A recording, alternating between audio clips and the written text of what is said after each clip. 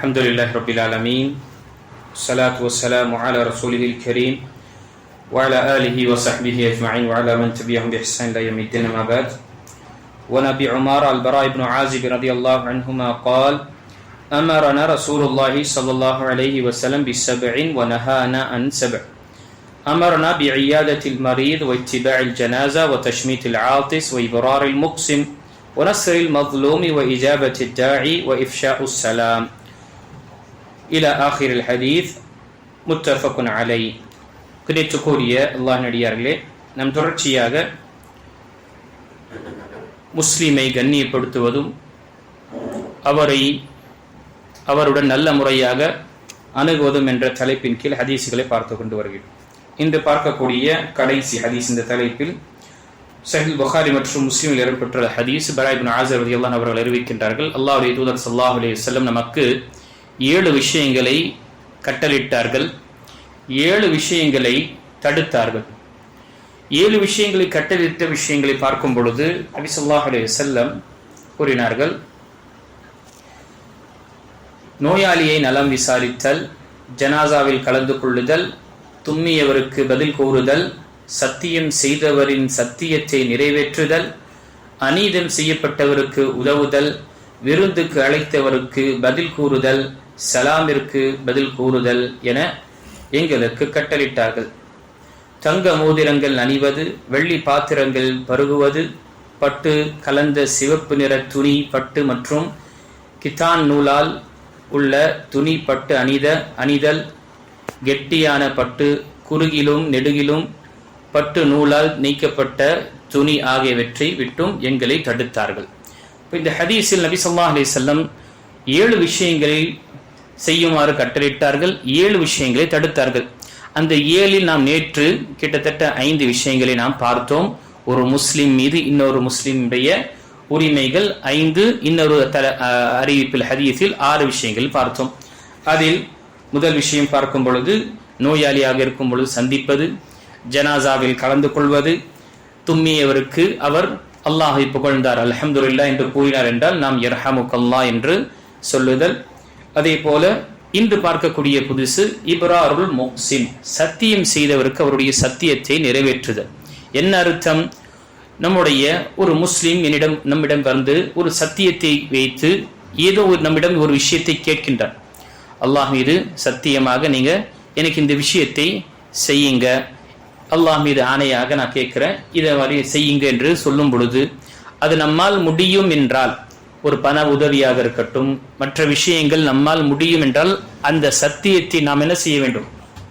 நிறைவேற்ற வேண்டும், பூர்த்தி செய்ய வேண்டும்.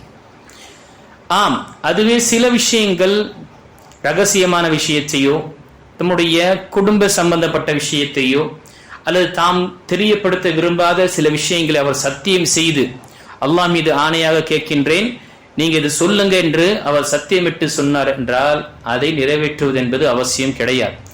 ஏனென்றால் ரகசியத்தை அவர் அறிய வேண்டும் என்பதற்காக சத்தியம் செய்வது என்பது தவறானது. அந்த சத்தியத்தை ஒரு முஸ்லிம் என்ன செய்ய வேண்டாம், நிறைவேற்றுவது என்பது கூடாது. ஏனென்றால் ரகசியத்தை மறைப்பது என்பது ஒரு அமானிதம். அதை ஒருவர் இன்னர் சொன்னது அல்லாஹ் மீது சத்தியமாக நான் கேட்கிறாங்க நீங்க சொல்லுங்க என்று வலியுறுத்துவதோ, அல்லது வீட்டுடைய சில விஷயங்கள், நம்முடைய குடும்ப சம்பந்தப்பட்ட சில விஷயங்களை சத்தியம் செய்து என்னுடைய ஒரு சகோதரர் கேட்கின்றார் என்றாலும் நாம அதை சொல்ல கூடாது. அங்கு இந்த ஹதீஸ் இப்ராருல் முக்ஸிம், சத்தியம் செய்தவருக்கு அவர் நிறைவேற்றுங்க என்ற விஷயங்கள் வராது. ஆம், நமக்கு எந்த ஒரு பாதிப்பு தராத ஒரு விஷயத்தை அவர் சத்தியம் செய்தார் என்றால் அல்லாஹுடைய பெயரை கொண்டு அவர் நம்மிடம் அதை கேட்டார் என்றால் நம்மால் முடிந்தால் அதை கொடுப்பதோ அல்லது அதை தெரிவிப்பதோ அல்லது அவருக்கு உதவி செய்வதோ என்பது நாம முழுமைப்படுத்த வேண்டும். அதே போல பார்க்கும் நஸ்ருல் மஸ்லூம், அநியாயம் செய்யப்பட்டவருக்கு உதவி செய்வதல். அநியாயம் செய்யப்பட்டவருக்கு உதவி செய்தல், நாம் பார்க்கின்ற நம்முடைய சகோதரனுக்கு ஒருவர் அநியாயம் செய்கின்றார் என்றால் அதை நாம் தட்டி கேட்க வேண்டும், அதை நிப்பாட்ட வேண்டும். அதே போல ஒருவர் நம்முடைய உறவினரே அல்லது நம்முடைய முஸ்லிம் சகோதரனே அநியாயம் செய்கின்றார் என்றால் அதை நிப்பாட்ட வேண்டும். நபி ஸல்லல்லாஹு அலைஹி வஸல்லம் கேட்கும்போது நபி ஸல்லல்லாஹு அலைஹி வஸல்லம் கூறினார்கள், உன்சுர் அஹாக ஸாலிமன் அவ் மத்லூமா, உன்னுடைய சகோதரனை நீ அநியாயம் செய்யக்கூடியவனாக இருக்கட்டும், அநியாயம் செய்யப்பட்டவனாக இருக்கட்டும், உதவி புரிவாயாக. இப்போ சஹாபாக்கள் கேட்டார்கள், அல்லாஹ்வுடைய தூதரே, அநியாயம் செய்யப்பட்டவனுக்கு நாம் உதவி செய்வது என்பது நமக்கு தெரியும்.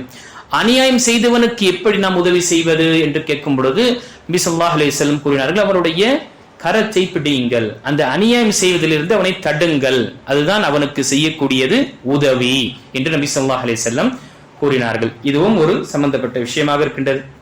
அதே போல சலாமை பரப்புவது, சலாமை பரப்புவது என்பது அடிப்படையான ஒரு விஷயமாக இருக்கின்றது. தெரிந்தவராக இருக்கட்டும் தெரியாதவராக இருக்கட்டும் நபி ஸல்லல்லாஹு அலைஹி வஸல்லமுக்கு சலாமை பரப்புவது என்று வலியுறுத்தி இருக்கின்றார்கள். நபி ஸல்லல்லாஹு அலைஹி வஸல்லம் சொல்லக்கூடிய ஹதீஸ், முஸ்லிமில் வரக்கூடிய ஹதீஸில், அவலா அதுல்லுக்கும் அலா ஷை இதா ஃபஅல்துமூஹு தஹாபப்தும் அஃஷுஸ் ஸனா அலா மா பைனக்கும். நான் ஒரு விஷயத்தை கூறினேன் என்றால் நீங்கள் ஒருவருக்கொருவர் உங்களுடைய மனசில் நேசத்தையும் அன்பையும் ஏற்படுத்திவிடும், அது நான் உங்களுக்கு சொல்ல வேண்டாமா என்று கேட்டு நபி ஸல்லல்லாஹு அலைஹி வஸல்லம் அதற்கு பிறகு கூறினார்கள், அஃஷுஸ் ஸலாம பைனக்கும், உங்களுக்கு இடையே நீங்கள் சலாமை பரப்புங்கள், ஒருவருக்கு ஒருவர் சலாமை பரப்புங்கள். சுப்ஹானல்லாஹ், சஹாபாக்கள் மற்றும் ஸலஃபு ஸாலிஹீன்களுடைய வாழ்க்கையை பார்க்கும் பொழுது அவர்கள் சந்தித்து சலாம் சொல்லிவிட்டு சென்று கொண்டிருக்கும் பொழுது இடையே ஒரு மரம் அல்லது ஒரு திரை வந்து விட்டது என்றால் திரும்பவும் சேரும் பொழுது திரும்பவும் சலாம் சொல்லி சேரக்கூடியவர்களாக இருந்தார்கள். சுப்ஹானல்லாஹ், ஸலஃபு ஸாலிஹீன். குறிப்பாக ஷேக் அல்பானி ரஹிமஹுல்லாஹ்வுடைய வாழ்க்கையில இந்த சம்பவம் வருகின்றது. ஒரு சிறிய மாணவர் அவரை சந்தித்து பேசிக்கொண்டே இருக்கும் பொழுது இடையிலிருந்து ஒரு தூணோ அல்லது ஏதோ ஒரு திரை வருகின்றது. திரும்பவும் சேரும் பொழுது ஷேக் அல்பானி ரஹிமஹுல்லாஹ் அவருக்கு சலாமை கூறுகின்றார். அப்போ அந்த மாணவர் என்ன செய்தார், சரி நபி ஷேக் அவர்கள் சலாம் கூறுகின்றார் என்று அவர் வலைக்கும் சலாம் என்று அதற்கு பிறகு கேட்டார், நான் எதற்கு உங்களுக்கு சலாம் சொன்னது என்று தெரியுமா என்று சொல்லி அதற்கு பிறகு சஹாபாக்களுடைய அவங்களுடைய வாழ்க்கை வரலாறில் இந்த சலாமை எவ்வளவு முக்கியத்துவம் கொடுக்கக்கூடியவர்களாக இருந்தார்கள் என்ற விஷயத்தை அங்கு தெரியப்படுத்தினார்கள். இப்போ சலாமை பரப்புவது நமக்கு தெரிந்தவராக இருக்கட்டும் தெரியாதவராக இருக்கட்டும், முஸ்லிமாக இருக்கும் பொழுது நம்ம என்ன செய்யணும், அவருக்கு அஸ்ஸலாமு அலைக்கும் என்று சலாம் நாம கூறுவது என்பது நமக்கு வலியுறுத்தப்பட்டது. அதை தவிர தடுக்கப்பட்ட விஷயங்கள் இன்ஷா அல்லாஹ் வரக்கூடிய சில தடுக்கப்பட்ட விஷயங்களை நாம இன்ஷா அல்லாஹ் அந்த தடுக்கப்பட்ட தலைப்பின் கீழ் நாம மீதமுள்ள விஷயங்கள் நாம் பார்க்கலாம். அல்லாஹு தஆலா சொல்லக்கூடியவனுக்கும் கேட்கக்கூடிய அனைவர்களுக்கும் ஒவ்வொரு முஸ்லிமை கண்ணியப்படுத்துவதும் அவருடைய உரிமையை முழுமையாக செலுத்துவக்கூடிய தௌஃபீக்கையும் பாக்கியத்தையும் அல்லாஹ் தஆலா நமக்கு என்றென்றும் கொடுத்தருள்வானாக. ஆமீன். வாஹிரு தஅவானா அல்ஹம்துலில்லாஹி ரப்பில் ஆலமீன்.